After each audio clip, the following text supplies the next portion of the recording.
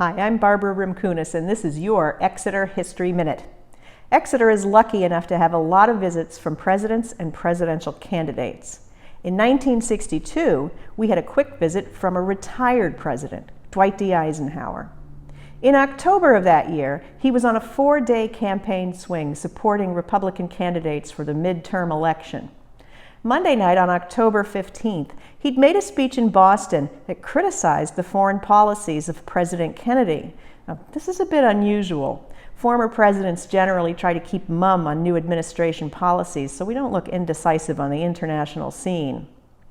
The following day, October 16th, Eisenhower was scheduled to attend an event in Manchester, New Hampshire. It was decided that he would make a quick stop in Exeter to visit his only grandson, David, who was a freshman at Phillips Exeter Academy that fall. There was a great deal of affection between the two.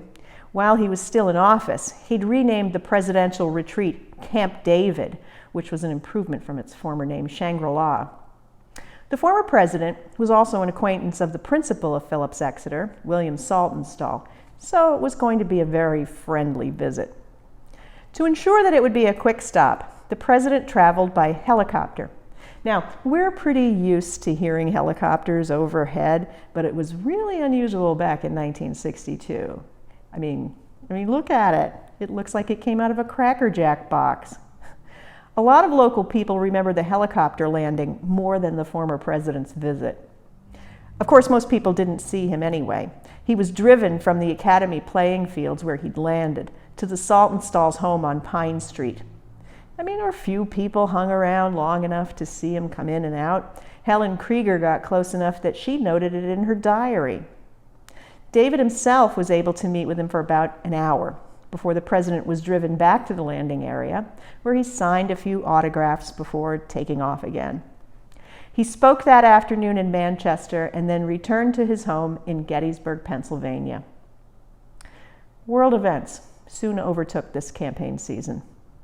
In the following days, the Cuban Missile Crisis brought the world to the brink of nuclear war. President Kennedy called Eisenhower for advice. Imagine that happening today. The two kept in touch throughout the crisis, and it was Eisenhower who convinced Kennedy that the Soviets didn't want to use nuclear weapons any more than the United States. He would later say that he felt Kennedy handled the situation well. Looking at the pictures of Eisenhower in Exeter on that bright fall morning, it's like looking at the last time Americans felt safe. In the following months, Americans would start building home fallout shelters. Things were tense, to say the least. Eisenhower, however, became enamored of the New Hampshire region.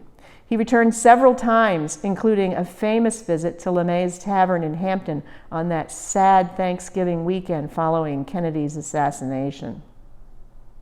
For more presidential history, check out our website at www.exeterhistory.org.